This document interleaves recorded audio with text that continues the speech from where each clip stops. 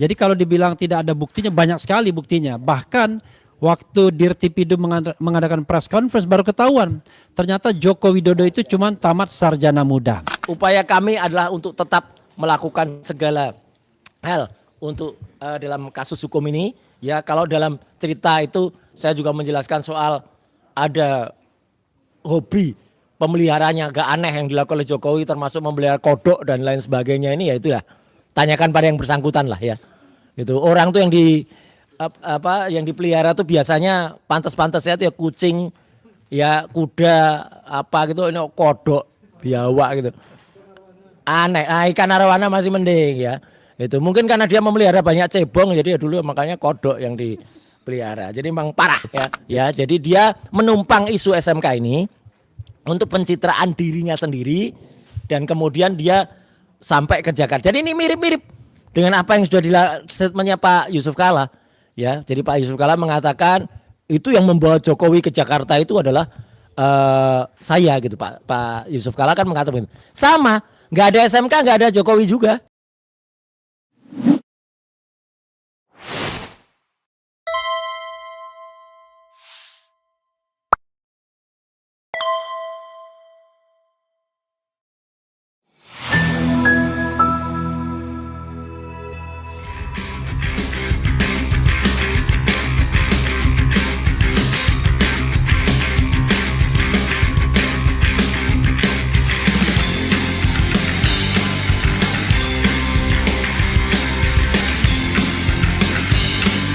Assalamualaikum warahmatullahi wabarakatuh. Wah, teman-teman media, jurnalis, youtuber, ya, pegiat media sosial, terima kasih atas kehadiran rekan-rekan sekalian. Untuk kesekian kalinya kita mengadakan press conference untuk mengupdate perkembangan soal kasus ijazah palsu oleh ijazah palsu mantan Presiden Jokowi, ya, bukan oleh tapi mantan, ya, mantan Presiden Jokowi. Dan kita tahu bahwa kemarin tanggal 30 April 1 tahun sejak mantan Presiden Jokowi melaporkan sebuah peristiwa yang kemudian menersangkakan paling tidak Mas Roy Suryo dan Dr. Tifauziah Tiasmi atau Dr. Tifa.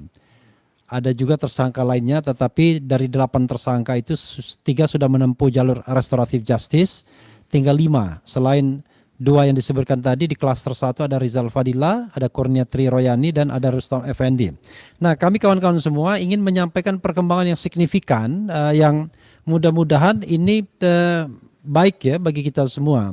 Pertama, audiensi dengan Kejaksaan Agung kemarin. Kejaksaan Agung, ya, prosesnya lumayan cepat, dan dalam kesempatan ini kami berterima kasih kepada Jaksa Agung, ya, yang sudah memfasilitasi pertemuan ini sehingga kami bisa bertemu dengan Agung Muda Tindak Pidana Khusus yang merangkap Jaksa Agung Tindak Pidana Umum atau Jampidum yang merangkap sebagai wakil agung, yaitu Bapak Profesor Asep, ya. Pertemuannya baik, ya, lebih dari 1 jam pertemuan kemarin tersebut, kawan-kawan semua.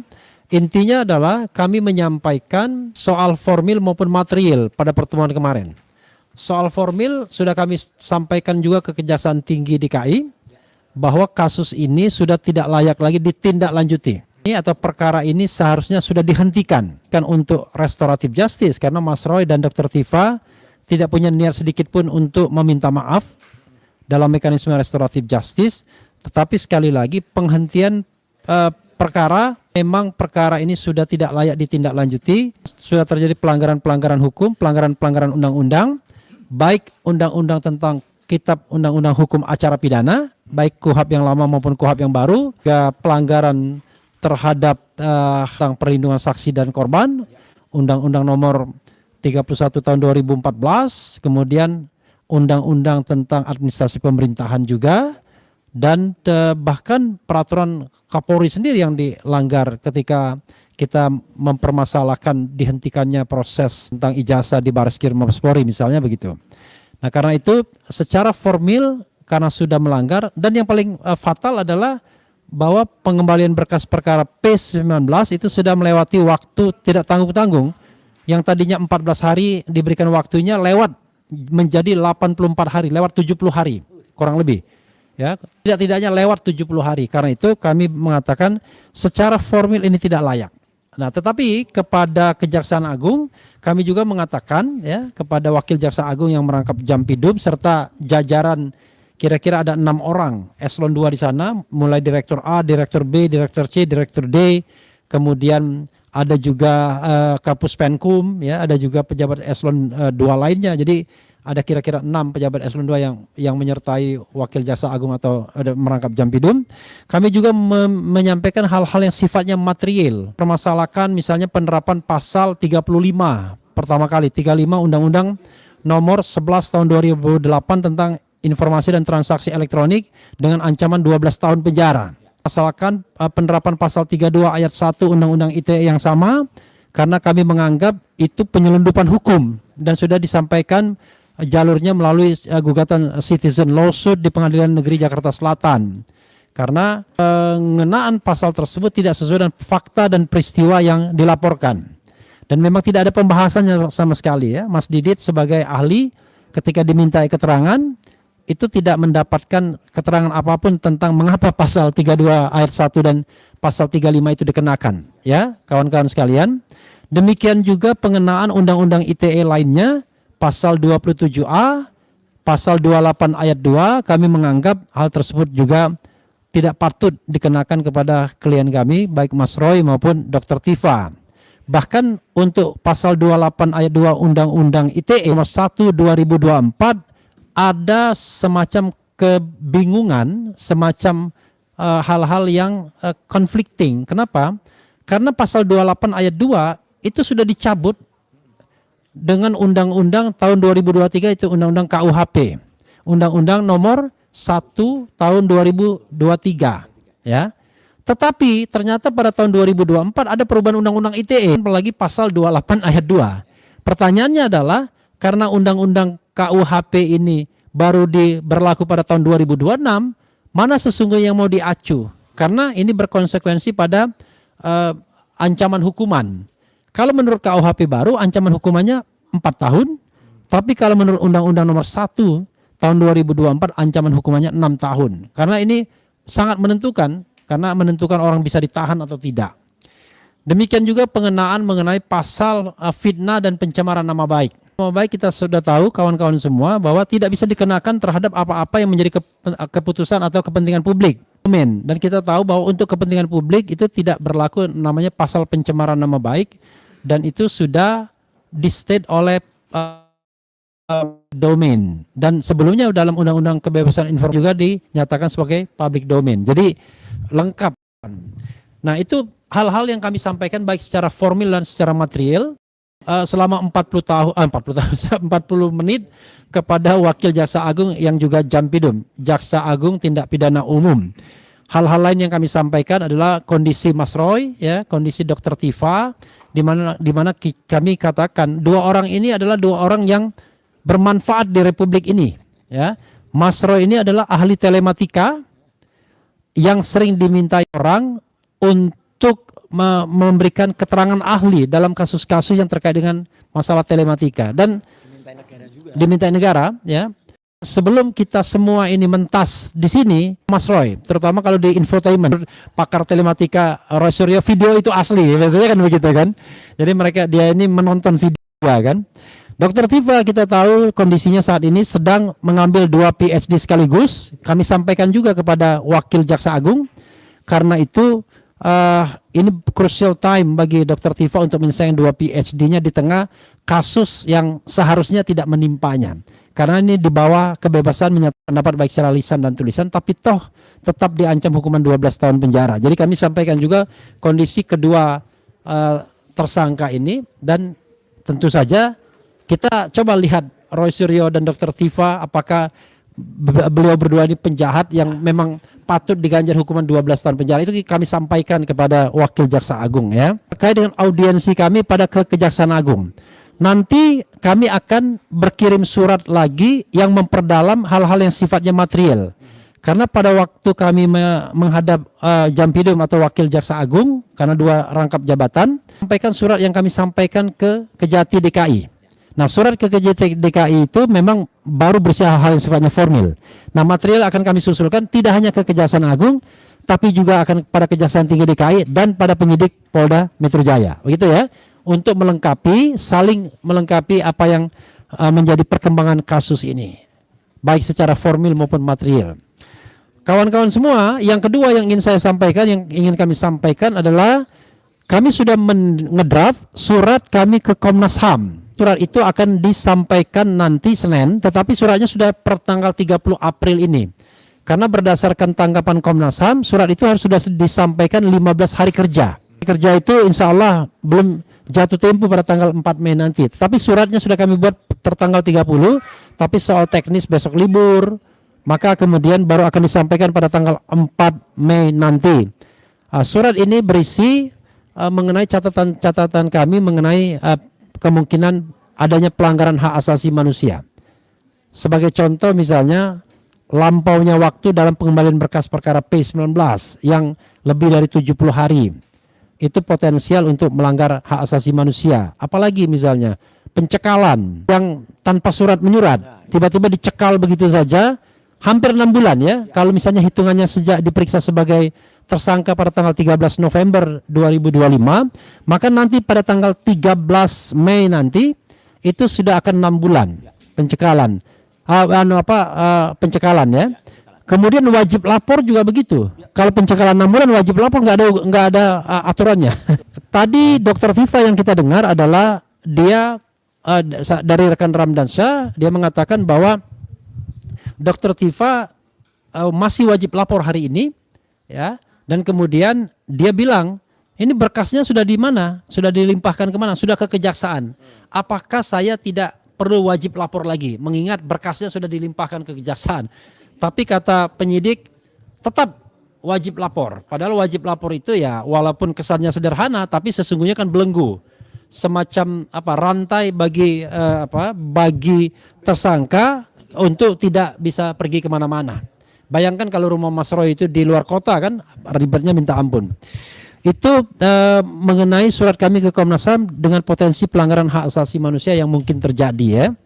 Kemudian kawan-kawan semua, kami juga menyampaikan surat ke Komisi 3 DPR. Kami sampaikan per tanggal 29 April 2026 kepada Komisi 3 dan saya juga sudah WA bahkan menelpon Habibur Rahman. Unfortunately kalau dulu dijawab sekarang enggak belum. Jadi kan masih muda ya. Saudara Habibur Rahman ini rakyat Indonesia ya yang masih terikat dengan soal-soal terkait dengan ijazah palsu, ingin menghadap Komisi 3 dan mengadukan apa-apa yang perlu diadukan. Ini suratnya saya bacakan nanti atau Ramdan yang mau membacakan? Nanti Ramdan bacakan surat ke Komisi 3-nya ya. Oke. Kemudian dan kami berharap bahwa Komisi 3 mau menerima kami. Masa kasus biasa saja mau diterima, kasus yang begini nggak mau diterima ya kan? Ini menurut saya aneh. Padahal rekan-rekan media sekalian tahu ya kan, selama setahun ini kasus ini menghiasi media massa, tetapi kok DPR adem ayem saja. Kemudian tadi sudah kami katakan bahwa sekali lagi ya, dan Dr. Tifa mengatakan ya, tentu melalui kami kuasa hukumnya atau penasihat hukumnya karena ini kasus pidana, kami minta hentikan kasus ini. Hentikan kasus ini bukan karena Mas Roy Dr. Tifa minta maaf, bukan RJ Restoratif Justice, tetapi karena proses penyelidikan dan penyidikan kasus ini sudah melanggar berbagai ketentuan peraturan perundang-undangan. Itu kami minta hentikan. Soal bagaimana pembuktian ijazah Jokowi, ya nanti kita berharap akan ada forum yang lebih memadai yang memang dimaksudkan untuk pembuktian tersebut. Sudah ada forumnya, minimal citizen lawsuit yang ada di Surakarta yang saat ini masuk dalam tahap banding. Mekanisme banding karena kemarin itu dinyatakan tidak dapat diterima oleh CNO. Jadi walaupun pokok perkaranya diperiksa, toh putusannya tetap tidak dapat diterima oleh CNO, tidak mempertimbangkan pembuktian yang ada. Jadi kawan-kawan semua, kalau ada yang mengatakan kami sudah menang 4-0, 5-0 dan lain-lain, enggak ada. Karena belum ada forum pengadilan manapun yang membuat putusan tentang asli tidaknya ijazah ini. Nah, hal yang sama tidak akan terjadi juga pada seandainya kasus Mas Roy ini dilimpahkan ke pengadilan. Tidak akan ada juga pembuktian ijazah palsu atau asli. Yang ada adalah Mas Roy bersalah melakukan fitnah atau tidak, bersalah melakukan ujaran kebencian atau tidak, bersalah melakukan pencemaran nama baik atau tidak, mengedit dokumen agar tanpa asli atau tanpa antik atau tidak. Jadi tidak akan ada yang namanya statement dari pengadilan bahwa ijazah itu asli atau palsu. Makanya saya pribadi ya pernah mengatakan pendekatan off of the court, di luar pengadilan untuk menyelesaikan kasus ini. Seperti yang dikatakan oleh Pak Yusuf Kalla, ya tunjukkan saja ijazahnya kalau memang yakin ada ijazah asli. Walaupun kemudian ada satu meme dari media sosial, saya katakan tolong dengarkan ini. Asli, ini pura-pura Jokowi, Pak Jokowi. Kalau ijazah saya asli, saya tidak perlu termul, tidak perlu buzzer, perlu lawyer, saya tidak perlu polisi, saya tidak perlu pengadilan, saya tidak perlu UGM, saya tidak perlu mempermalukan sanak saudara anak dan saudara dan anak keluarga saya. Perlu tidak memerlukan keluar duit. Kalau ijazah palsu, karena very easy. If you have an original document, just to show to people, and then selesai, ya kan? Dan kalau seandainya memang kemudian mau diteliti, itu juga silakan. Ada yang mengatakan, Mas Roy mengatakan 99,9% itu atau dokumen itu palsu. Nah ini subject to yang diteliti. Yang diteliti Dian Sandi kah? Ya kan Dian Sandi ya? Dian Sandi. Tetapi kalau misalnya yang Dian Sandi itu didinai bahwa itu bukan yang original, please Pak Jokowi tunjukkan yang originalnya biar Mas Roy yang membuktikannya. Kan tidak mungkin kalau yang diakui sebagai original tidak pernah ditunjukkan lalu tiba-tiba beban pembuktian diberikan kepada Mas Roy. Kalau mau fair lalu kemudian dibuktikan sama-sama. Itu namanya fair. Masa yang menuding yang membuktikan tapi dia tidak mau buka dokumennya. Jadi itu dagelan namanya. Oke. Kemudian berikutnya adalah perkembangan pelimpahan sudah. Kemudian oke, nanti temuan baru Mas Roy, silakan kita beri kesempatan kepada Mas Roy. Jadi kawan-kawan semua itu yang bisa saya sampaikan. Nanti kalau ada kekurangan akan ditambahkan rekan saya, dan mungkin Ramdan akan membacakan dulu surat kita kepada Komisi 3 DPR. Nanti Mas Didi setelah itu menambahkan hal-hal yang sifatnya substantif dan material. Silakan. Rekan Refli Harun, kawan-kawan semua, ini sampaikan surat kepada Komisi 3 DPR RI, dan ini sebenarnya ada surat yang kesekian. Artinya kami sudah melakukan bersurat, tetapi atas nama institusi yang sebelumnya, misalnya Bala RRT, tapi sekarang hanya Troya ya, Troy Tifa Roy Advocates. Surat sudah diterima tanggal 29 April 2026. Di sini ada Nina yang menerima, tapi saya akan bacakan surat ini pada kawan-kawan semua. Kepada yang terhormat Bapak Habibur Rahman SHMH, Ketua Komisi 3 DPR RI di Jakarta, perihal permohonan rapat dengar pendapat umum RDPU dengan Komisi 3 DPR RI. Dengan hormat, kami sampaikan salam dan semoga Bapak Habibur Rahman selalu dalam lindungan Allah Subhanahu wa taala dalam menjalankan tugas konstitusional. Pelanggaran hukum yang dilakukan penyidik Polda Metro Jaya dalam melakukan penyidikan atas laporan polisi Joko Widodo pada tanggal 30 April 2025 dalam dugaan tindak pidana pencemaran nama baik atau fitnah yang saat ini sudah ada dalam tahap pra penuntutan. Dengan ini kami menyampaikan permohonan audiensi dengan Komisi 3 DPR RI untuk menyampaikan aspirasi kami sebagai warga negara yang menjadi korban pelanggaran hukum.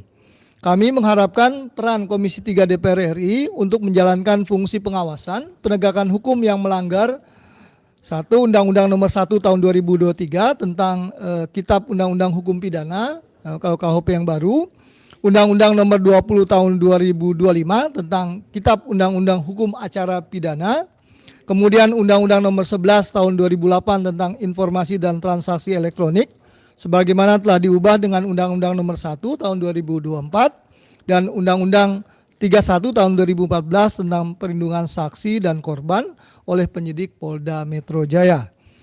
Besar harapan kami, semoga permohonan audiensi ini dapat diterima untuk diagendakan dalam rapat dengar pendapat umum DPR RI terkait kasus hukum yang kami hadapi. Karena yang kami dapatkan informasinya, masa persidangan akan dimulai kembali pada tanggal 12 Mei 2026.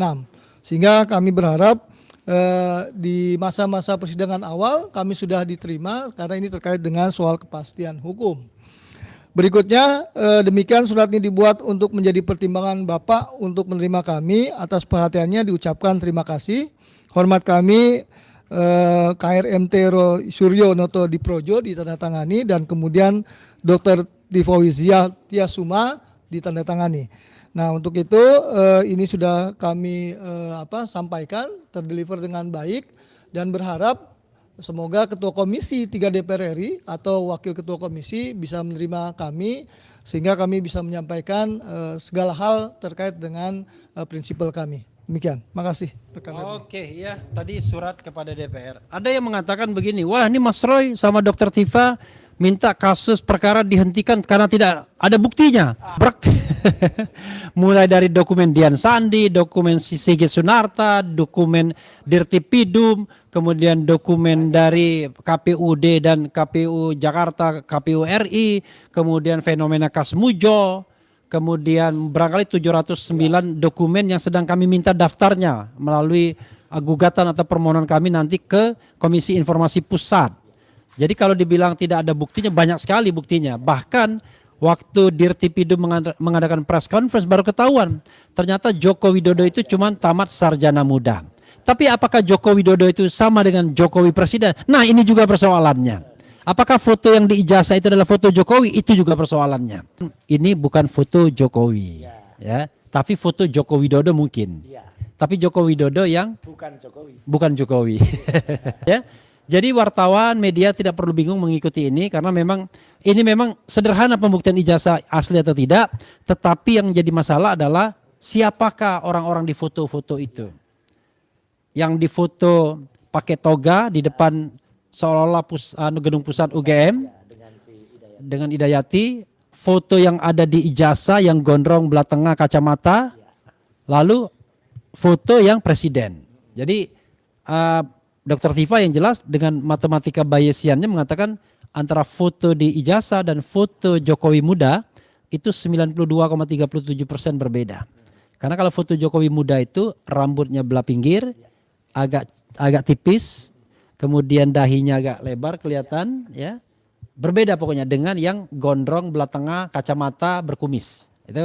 Itu prototipe yang tidak bisa diubah. Lalu kenapa fotonya nggak diubah saja? Foto masa lalu itu terlanjur mungkin ya. Makanya kemudian waktu itu KPU berusaha menutupinya, ya, terlanjur.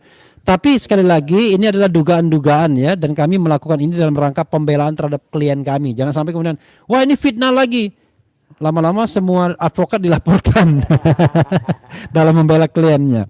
Oke, silakan Mas Didit menyampaikan hal-hal yang perlu disampaikan terkait dengan materi pelanggaran HAM dan materi pelanggaran undang-undang yang membuat kasus ini tidak layak lagi ditindaklanjuti, dan mungkin ada cara lain untuk membuktikan apakah ijazah itu asli atau palsu. Silakan Mas Didit. Si Bang Refli, saya perlu menggarisbawahi dulu nih. Ada hal baru nih sebenarnya yang saya dulu belum mau buka ketika saya diperiksa sebagai ahli di Polda Metro Jaya oleh penyidik. Mereka bertanya, Pak, kalau Bapak bilang yang Undang-Undang ITE ini tidak eligible, jadi 310 dan 311 kalau dua pasal itu. Nanti dulu saya bilang, kita tidak bahas itu, saya bilang. Ini dulu deh beresin, saya bilang, beberapa undang-undang. Tapi saya perlu tegaskan juga hari ini yang akan menjadi salah satu materi sejalan dengan adanya putusan dari KIP bahwa dokumen yang menjadi perdebatan ini, ya, ijazah itu dinyatakan sebagai ijazah publik. Artinya apa? Artinya ini Mas Roy sama Dr. Tifa, tindakan-tindakan ini untuk kepentingan publik. Tidak bisa dibilang mencemarkan nama baik. Apalagi Mas Roy, dia menyatakan 99,9. Terdapat ruang sisa 0,01. Itu berbeda dengan 100%. Apalagi 11.000 triliun. Itu udah over, ya kan? Tetap saja sebagai peneliti yang profesional, katakan dan memperlihatkan keprofesionalannya. Itu saya nyatakan itu dalam keterangan saya sebagai ahli di Polda. Jadi tidak bisa disamakan 100%. Itu keyakinan hasil penelitian. Dr. Tifa juga bilang 92, sekian persen menganalisa wajahnya berbeda. Kan dia tidak bilang 100%. Kalau bilang 100% baru fitnah. Itu pencemaran nama baik. Itu karena ini dokumen publik seharusnya tidak bisa dikenakan. Nah, ini seharusnya menjadi satu sudut pandang yang membuka cakrawala ya pemahaman hukum. Janganlah orang dikit-dikit terus dikriminalisasi. Ya kalau memang salah silahkan, jangan terus dipaksa-paksakan, ya kan. Nah, di mana juga kita akan menggarisbawahi pula bahwa surat tanggal 30 Maret yang dibuat oleh Polda ke Kejaksaan Tinggi itu dicantumkan perubahan pasal yang berlaku adalah pasal 310 KUHP. Penyidik menyadari 310 KUHP itu sudah dicabut. Nah, berdasarkan Undang-Undang Nomor 1 Tahun 2023 tentang KUHP baru yang berlaku bulan Januari 2026. Nah, yang namanya azas lex fereo yang sekarang diatur di pasal 3 ayat 1. Jika ada satu pasal yang berlaku baru, pasal yang baru berlaku kecuali yang lama menguntungkan si tersangka atau terdakwa. Di sini bukan pasal yang berlaku, tapi ancamannya. Gitu. Ini kan jadi ambigu. Nah, kalau tadi Bang Refli saya lengkapi mengenai pasal 28 ayat 2, saya tegas bilang Undang-Undang ITE yang baru punya anak haram. Pasal 28 ayat 1, ayat 2. Itu anak haram itu. Dicabut, dinyatakan, diganti dengan pasal 243. Dalam hal ini memang benar. Polda telah mencantum pasal 243. Apapun itu memang harus diberlakukan 243. Formil dalam pelaksanaan due process of law. Sehingga ini bisa menjadi materi apabila diajukan uji material nantinya. Ini juga menjadi syarat formil penetapan tersangka. Harus ada penjelasan-penjelasan dulu. Harusnya dilakukan pencabutan dulu. Nah, ini merupakan materi yang mungkin bisa nanti dalam jawab-penjawab dan pembuktian di CLS yang diajukan di Pengadilan Negeri Jakarta Selatan. Karena pasal yang diselundupan ini ternyata punya anak kembar yang anak kembar dan itu adalah anak haram gitu, kembar sekaligus haram gitu oleh undang-undang. Nah, ini satu materi baru gitu. Nah, itu mungkin yang saya bisa lengkapi, termasuk adanya pelanggaran HAM yang sejalan dengan kita tahu due process of law tidak bolehlah dilakukan secara tidak bertanggung jawab, tidak memiliki akuntabilitas, kemudian juga tidak objektif, ya kan? Dan menghalalkan, wah ini biasanya begitu, itu tidak boleh. Ya, tidak berarti itu benar yang biasa dilakukan, ya kan? Kita harus kembalikan. Seperti yang waktu kemarin, kalau yang saya dengar dari teman-teman ada yang membuat laporan, ya kan, LP di Polda Metro, kemudian ditolak. Katanya ini kami sudah profesional, undang-undang ITE harusnya di cyber, undang-undang PIDUM harus di PIDUM. Nah, itu yang benar gitu loh. Jangan digabung-gabung. Kalau memang mau profesional, lakukanlah. Disinilah terdapat standar ganda yang menunjukkan bahwa kita tidak diperlakukan sama di muka hukum di sana. Ya, demikian itu saya rasa cukup. Terima kasih. Saya tegaskan kembali ya, penghentian perkara ini bukan berarti Mas Roy menyerah. Bukan berarti Mas Roy mau minta RJ sama Dr. Tifa. Bukan berarti Mas Roy sama Dr. Tifa tidak punya bukti seperti dikatakan yang dapat RJ, ya kan. Tetapi ini semata-mata karena kami advokat ini mau menegakkan hukum. Hukum yang salah tentu tidak boleh ditegakkan. Nah, karena itu kami kemudian justru pihak-pihak manapun untuk tetap mempermasalahkan, memperkarakan soal ijazah yang diduga palsu ini. Sampai kemudian nanti sistem integritas nasional kita pulih dan orang percaya bahwa ijazah itu asli atau palsu. Bahkan tidak itu saja, kita juga mendorong untuk misalnya menyelidiki latar belakang siapa itu sesungguhnya Jokowi itu. Apakah Joko Widodo dan Jokowi itu sama atau tidak sebagaimana yang saya katakan tadi. Nah, Mas Roy, ada yang dengan mesra menyebut begitu ya, Mas Roy. Silakan menyampaikan sesuatu, Mas Roy. Panggil begitu itu yang kalau dalam kodenya judulnya Haj Adam Sanggir. Ya. Assalamualaikum warahmatullahi wabarakatuh. Ya, pertama-tama terima kasih atas tadi ada beberapa penegasan dari kuasa hukum saya ya, yang hari ini kita melakukan lagi beberapa penebalan atau beberapa penegasan tentang peristiwa yang sekarang terjadi. Jadi yang paling penting adalah satu ya, bahwa dengan adanya beberapa upaya untuk kreatif ya, sekali lagi ini upaya kreatif dari kami ya, karena manusia itu diberikan akal dan pikiran oleh Tuhan yang Maha Kuasa, oleh Allah Subhanahu wa taala itu tuh berpikir. Tidak hanya kemudian satu saja yang dipikir, oh ini RJ atau kemudian kita berpikir untuk kemudian praper. Enggak hanya itu, jalan itu masih banyak.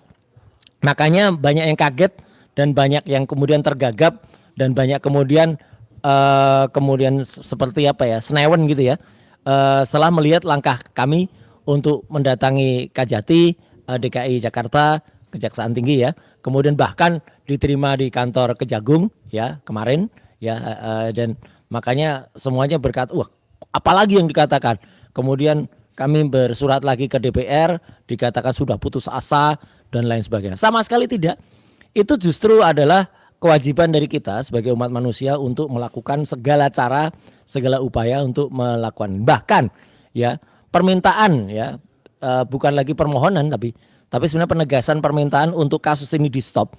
Itu adalah karena ini sebenarnya adalah hal yang harus dilakukan oleh hukum di Indonesia. Kalau memang fair dan kalau memang jujur, sudah lewat dari 14 hari, bahkan lewatnya lebih 70 hari, jadi total 84 hari dari aturan yang ada di KUHP. Ini seharusnya sudah berhenti ya, dan sudah dihentikan dan bahkan dinyatakan kasus ini tidak layak dilanjutkan lagi. Jadi ini yang namanya demi hukum. Karena kan ada sekitar 10 syarat untuk penghentian perkara itu. Salah satunya yaitu Mang RJ. Salah duanya dan salah tiganya, salah empat dan lain sebagainya adalah karena waktunya udah lewat, sudah daluarsa. Itulah penegasannya pada hari ini. Yang kedua adalah saya menegaskan kembali apa yang tadi disampaikan Pak Dr. Didit ya, dokter asli ini ya, gitu ya, yang minggu yang lalu, Persenen yang lalu ya, kita sama-sama menyaksikan ya sidang senat terbuka yang dilakukan oleh beliau. Jadi ini bukan dokter Hasiolan Sianipar gitu ya, ternyata palsu gitu ya. Nah itu 99,9% itu adalah bahasa sopan, bahasa hukumnya untuk kemudian kita menegaskan satu dokumen yang dinyatakan palsu. Tidak sempurna.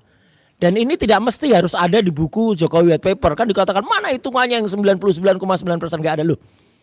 Itu jauh lebih sopan daripada mengatakan 11.000 triliun %. Dan ternyata diralat dengan sangat-sangat tidak masuk akal ya. Setelah dirotasi, ditranslasi otaknya itu kemudian dibelokkan sama sekali berkata asli.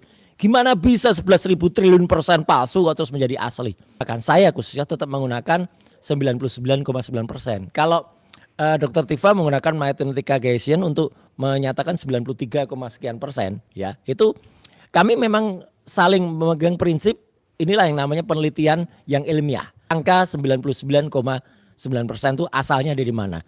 Jadi itu memang bahasa sopan untuk istilah hukum yang ada ya. Jadi itu clear di situ. Nah, kemudian yang ketiga yang ingin saya sampaikan.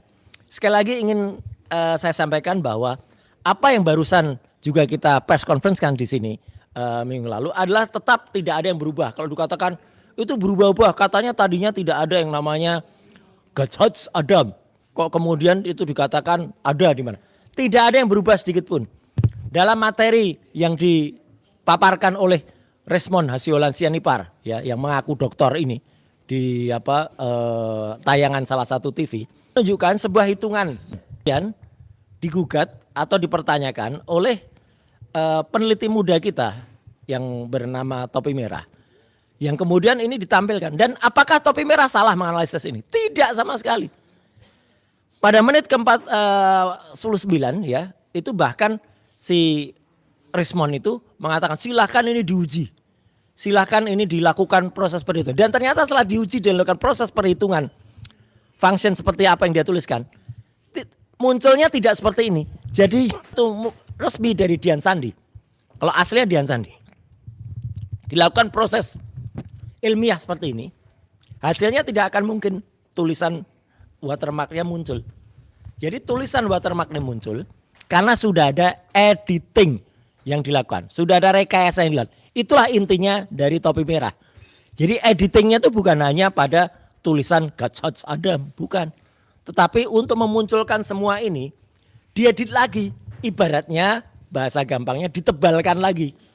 Jadi dokumen ini ditambahkan sesuatu, watermark itu, kemudian baru ditampakkan lagi sehingga muncul tulisan, dan itu jelas banget yang ada di sini. Nih, tidak akan muncul, sudah dipastikan tidak akan muncul kalau hanya pure dari dokumen Sandi, direkayasa dulu, diedit dulu, baru kemudian muncul salah satunya tulisan Gajah Adam.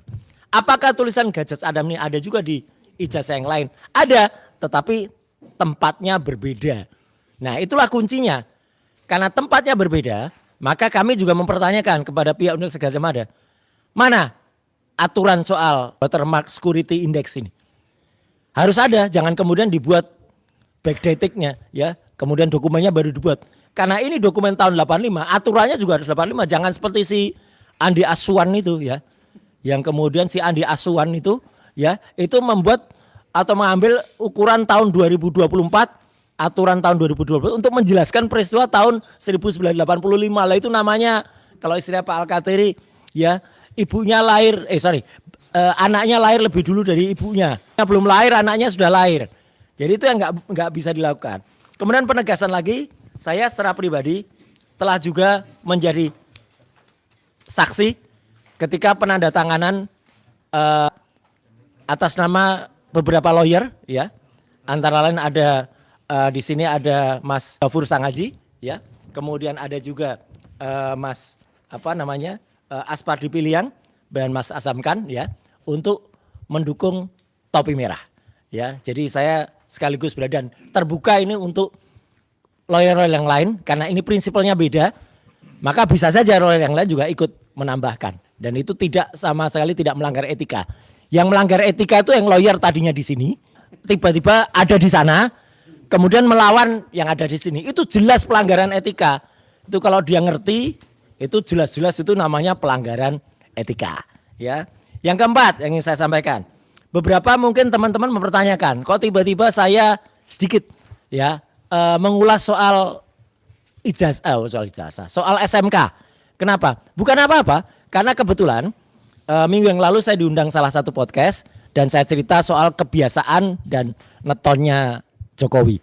Dan di situ saya jelaskan dia melakukan tarian ritual ketika pada saat SMK. Makanya karena banyak sekali pertanyaan soal SMK, maka saya sampaikan lagi cerita panjang soal mobil SMK. Ya, kemana mobil SMK itu? Karena mobil SMK ini sebenarnya adalah cita-cita anak dan ini proyek dari Kementerian Pendidikan dan Kebudayaan. Bukan proyeknya Jokowi. Jokowi itu hanya menumpang isu mobil SMK dan menggunakan mobil SMK ini untuk pencitraan dirinya masuk ke Jakarta. Sifat dia orang dengan kelahiran Rebo Pon itu memang kayak gitu itu. Sukanya tricky dan menumpang. Ya. Ini memang fakta. Neptunya 14. Orang dengan Neptu 14 Rebo Pon itu memang sifatnya kayak gitu itu. Ya, jadi dia menumpang isu SMK ini untuk pencitraan dirinya sendiri. Dan kemudian dia sampai ke Jakarta. Jadi ini mirip-mirip dengan apa yang sudah statementnya Pak Yusuf Kalla. Ya, jadi Pak Yusuf Kalla mengatakan itu yang membawa Jokowi ke Jakarta itu adalah saya gitu Pak Yusuf Kalla kan mengatakan sama, nggak ada SMK, nggak ada Jokowi juga gitu loh yang sampai ke Jakarta. Dan bahkan dia selama ini selalu disebut ikut dalam perjalanan SMK dari Solo ke Jakarta. Bohong, nggak ada Jokowi ikut mobil SMK. Jokowi itu naik pesawat ke Jakarta. Yang nyopir mobil SMK itu saya dan Pak FX Rudi. Dan banyak cerita ada di podcast Roy Suryo Official dan terima kasih Ainus juga sudah mengambil itu sebagai tayangan. Hersu Bonopoin juga ngambil itu ya. Kompas belum ya gitu. Nah, silakan diambil ya. Gitu silakan diambil itu sebagai tayangan panjang banget. Saya cerita soal mobil SMK ini sampai kepada kritikan masyarakat terhadap mobil SMK ya. Jadi itu kenapa saya ungkap lagi karena itu memang nggak mungkin dilepaskan dari sifat Jokowi yang menggunakan mobil SMK ini sebagai pencitraan.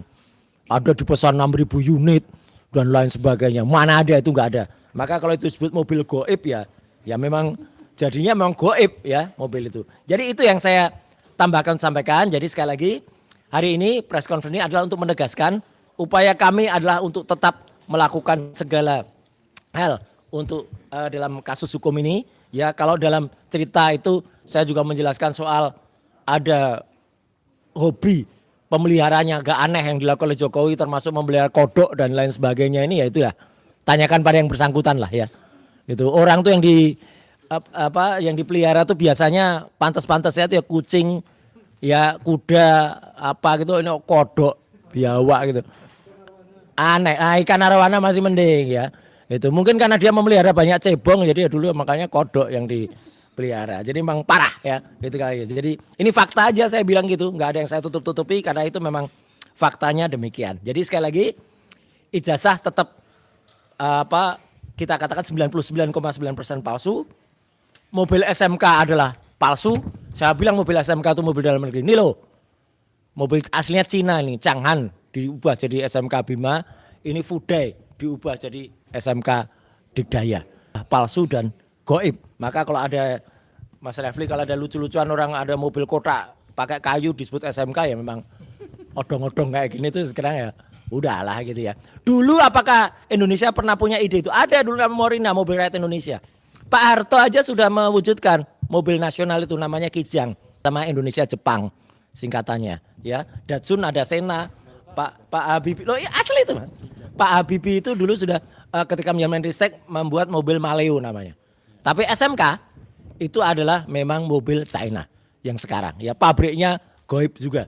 Jadi sekali lagi kalau kemudian ada orang mengatakan, wah itu kan apa yang dilakukan oleh Jokowi itu adalah sesuatu yang kemudian benar. Benar apa? Jadi kalau ada orang gambarkan Jokowi itu kayak orang kayak gini ya mungkin ya benar gitu ya. Gitu. Jadi dia menggambarkan sebagai seorang yang berijazah. Nah ini all ijazah all palsu. Ya, ijazahnya tetap palsu. Sekian, terima kasih. Wassalamualaikum warahmatullahi wabarakatuh. Ya, kawan-kawan semua, ada yang mau menambahkan di belakang? Ada Pak Wiran? Oke, nih, tambahkan sedikit. Ya, silakan. Loh, benar. Warahmatullahi wabarakatuh. Yang hadir di sini itu saya dan Pak Rafli yang diterima oleh Pak Asep Jampidum dan acting ini ya, Wakil Jagung Kejaksaan Agung. Yang kami sampaikan itu kan sudah disampaikan oleh Mas Refli itu kemarin bahwa perkara ini tidak layak untuk ditingkatkan karena melanggar antara lain batas waktunya itu adalah P19 sudah lebih dari 19 hari. Nah kemudian kalau menurut asasnya hukum acara itu asasnya itu lex stricta, artinya hukum itu harus diperlakukan sesuai dengan apa yang tertulis secara ketat, kaku dan tegas. Tidak boleh ada analogi, tidak boleh ada penafsiran. 14 hari juga 14 hari. Oleh karena itulah kemudian kami ini meminta saran dari Pak Jampidum ya, Pak Asep, ada saran nggak dari atasannya Kejaksaan Tinggi kan berarti kan, ada saran nggak? Arah saya itu memang betul Mas Roy, arah saya kali-kali ada saran pra-peradilankan saja begitu. Tapi kayaknya tidak mungkin seperti itu karena juga kami juga menyampaikan kalau perkara ini dinaikkan bahkan ke pengadilan berarti Pak Jokowi itu harus dihadirkan sebagai pelapor ya. Oke, mungkin ada presiden Pak Jokowi itu bisa tidak hadir, tidak dihadirkan ke pengadilan juga menyalahin janjinya yang katanya berani akan hadir, jadi serba salah dia. Kalau dia hadir di pengadilan kami akan bertanya dan semaksimum mungkin untuk mengeksplorasi kebenaran atau kepalsuan ijazahnya itu, bahkan antara lain tentang apakah benar ini fotonya dia dan sebagainya ya. Namun kalau penuntut umum memilih untuk tidak menghadirkan ya, itu juga akan salah juga. Ya intinya judul daripada apa yang saya sampaikan ini, kalau ini P21 itu maju kena mundur kena untuk Pak Jokowi begitu. Terima kasih. Oke. Ada yang mau kalau tidak jelas ya, jangan bikin gosip. Berimajinasi sendiri. Ada yang mau bertanya? Kita akhiri ya press conference ini. Terima kasih sekali lagi atas kehadirannya Dan sekali lagi, kalau akhir-akhir ini kami mengatakan kasus ini harus dihentikan, perkara ini harus di-stop, bukan sekali lagi karena Mas Roy Dr. Tifa menyerah, bukan kami tidak memiliki bukti, tapi karena kami menghormati hukum. Dan sebagai penegak hukum, ya, bagian dari penegakan hukum, advokat wajib ya untuk menjunjung tinggi hukum. Nah, hukumnya sudah dilanggar, tidak mungkin kita mengatakan bahwa terus sementara pelanggaran itu cetowelo dikatakan lex scripta. Apa yang tertulis dalam hukum pidana itulah yang harus diikuti.